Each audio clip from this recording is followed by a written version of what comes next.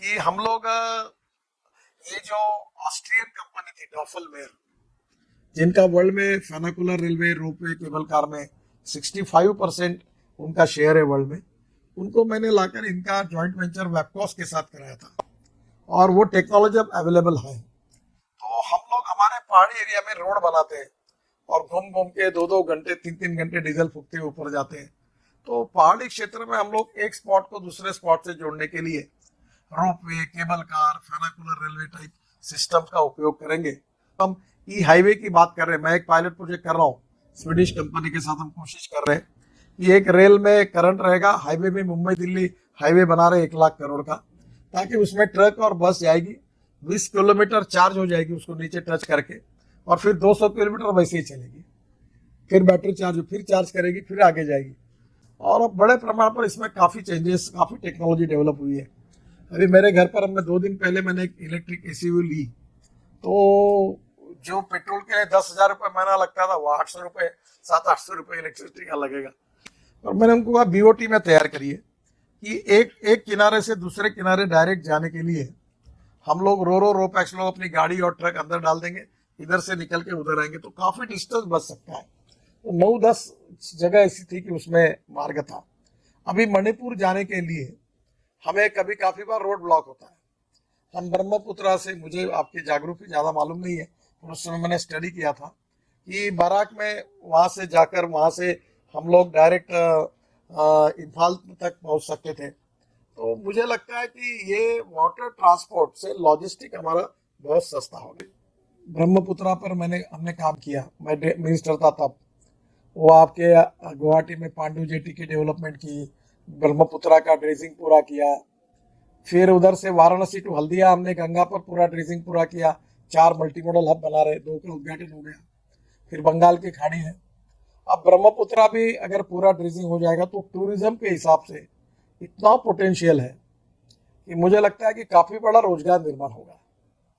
पर उसके साथ साथ वहां की स्थिति में जो एडवांटेज है उसका वही के वही उपयोग होना, इसका कोऑर्डिनेशन नहीं होता। अभी देखिए आसाम पेट्रोलियम करके कंपनी है, वो मिथेनॉल बनाती है। मिथेनॉल कोल से बनता है और वर्ल्ड में मिथेनॉल का बहुत बड़ा उपयोग किया जाता है। अब मैंने ट्रांसपोर्ट मंत्री होने के नाते मिथेनॉल पर 15% डीजल में डालने के बारे में भी हमने ऑर्डर निकाला हुआ है। अब ये जो मिथेनॉल है ये 16 रुपये लीटर इसराइल में है, 17 रुपये लीटर चाइना में है और 22 रुपये लीटर इंडिया में है। और डीजल का भाव कितना है देखो। अब आसाम पेट्रोलियम वालों का मिथेनॉल अगर हमारे शिप में, हमारे बार्ज में, हमारे वाटर ट्रांसपोर्ट में, हमारे ट्रक में, हमारे बसेस में अगर ये मिथेनॉल यूज होता है, या हमारी मिथेनॉल बेस्ड इंजन अगर हम वहाँ आते हैं बसेस के लिए, तो मैंने बीच में आसाम के ट्रांसपोर्ट मंत्रियों को भी कहा था, पर हमारे देश में वो इंजन नहीं बनता, चाइना से आता था। तो हमारे यहाँ मिथेनॉल की इकोनॉमी आज आसाम में बन सकती थी, नॉर्थ ईस्ट में बन सकती थी। अब इतने मिनरल्स अवेलेबल हैं और उसका उपयोग नहीं हो रहा। तो मुझे लगता है एक तरफ हमारे देश में कॉपर है, हम कॉपर इंपोर्ट कर रहे हैं, एल्यूमिनियम है, हम एल्यूमिनियम इंपोर्ट कर रहे हैं, हमारे देश में गोल्ड है, हम गोल्ड इंपोर्ट कर रहे हैं, हमारे देश में कोल है, हम कोल इंपोर्ट कर रहे हैं, हमारे देश से पैसा बाहर जा रहा है। तो हम you can donate app but you can not donate vision, and lack of appropriate vision is a big problem. तो आप ये अगर मुख्यमंत्री जी को देंगे राज्य की बनाकर, फिर शहर के जो मेयर्स होंगे उनको शहर की बनाकर देंगे। अब देखो कितना बड़ा प्रॉब्लम है, इंडस्ट्रियल एरिया डेवलप होता है पर वहाँ रेसिडेंशियल एरिया कोई तैयार नहीं होता। वो इंडस्ट्रियल वाले बोलते हैं कि हमारा काम नहीं है, और वहाँ फिर झोपड़पट्टी तैयार हो जाती है, लोग अतिक्रमण करते हैं क्योंकि रोजगार हो जाता है, रहने के लिए घर नहीं है। अब जहाँ इंडस्ट्री बनती है वहाँ अगर अफोर्डेबल हाउसिंग होगा, स्मार्ट सिटी स्मार्ट विलेज होगा, वहाँ भी अगर छोटे छोटे अच्छे मकान होंगे तो अच्छी प्लान डेवलपमेंट होगी, रोजगार भी मिलेगा, इन्वायरमेंट इकोलॉजी और इन्वायरमेंट भी अच्छा रहेगा। तो मुझे लगता है कहीं ना कहीं इंटीग्रेटेड अप्रोच में लॉजिस्टिक्स से लेकर, ट्रांसपोर्ट से लेकर, इंडस्ट्री से लेकर, ट्रेड बिजनेस से लेकर सभी बातों का विचार करना चाहिए। लगता है कि अब दिस इज अ टाइम कि हम अपने लॉजिस्टिक कॉस्ट को कैसे कम करें, और इसके लिए फ्यूल में हमने अभी बाम्बू से इथेनॉल बनाने की बात की है, राइस से इथेनॉल बनाने की बात की है। अभी 20% हमारा 20,000 करोड़ इथेनॉल की इकोनॉमी है, जो शुगर कैन मोलाइसिस से, बीएबी मोलाइसिस से हम लोग इथेनॉल बनाते हैं। अभी शुगर कैन जूस साइरप बनाकर उससे भी इथेनॉल बन सकता है। राइस को हमने अनुमति दी है। अब हमारे पास 3 साल के लिए लगेगा इतना राइस पड़ा हुआ है, और राइस को कीमत नहीं है, surplus rice, surplus wheat, surplus sugar. तो diversification of agriculture towards energy and power sector ये कर रहे हैं।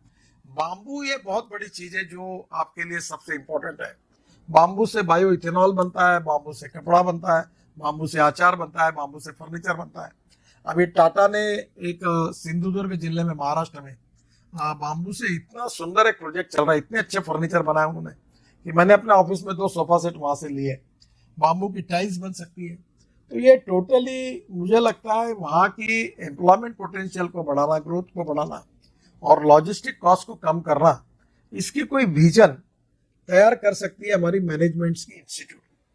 अब मैं मानता हूं कि आप शिलोंग में ही हैं, तो आपके राज्य पर सीमित रहकर, और वहाँ के मुख्यमंत्री भी अच्छे हैं, तो जरूर आप अगर कोई 25 साल 30 साल की कोई विजन बनाएंगे, और उस विजन में 25-30 साल के बाद ट्रांसपोर्ट में क्या होगा, ये रिवर ट्रांसपोर्ट में क्या होगा, एविएशन में क्या होगा, बाद में इसमें वहाँ की जो अवेलेबिलिटी है, जो फॉरेस्ट से और बाम्बू जैसी चीजें उनके आधार पर क्या कर सकते हैं, खनिज संपत्ति कौन सी उसके आधार पर क्या कर सकते हैं, पावर के बारे में क्या कर सकते हैं, सभी कंसर्निंग सब्जेक्ट को लेकर एक कम से कम 30 साल की विजन भविष्य की बनाना, और वो मैनेजमेंट के इंस्टीट्यूट के जो लोग हैं वो अच्छी बना सकते हैं, और वो बनाकर उनको राज्य को देना। आप कभी ये काम, जैसे कि शिलोंग की क्या कर रहा है, मैं आया था शिलोंग में, तो वहाँ के रोड की बड़ी समस्या थी, तो मैं इनॉग्रेशन के लिए, अभी शायद वो बना होगा, तो रोड को भी वहाँ बनाने में काफ़ी अड़चन है, क्योंकि कहाँ का क्षेत्र जो है पहाड़ी क्षेत्र है। तो मुझे लगता है कि हम अध्ययन करके वहाँ के एग्रीकल्चर से लेकर इंडस्ट्री तक, और छोटे छोटे कामों से लेकर बड़े कामों तक, अगले 25-30 साल में हम किस प्रकार का प्लान बनाएं। मैं बहुत बार कहता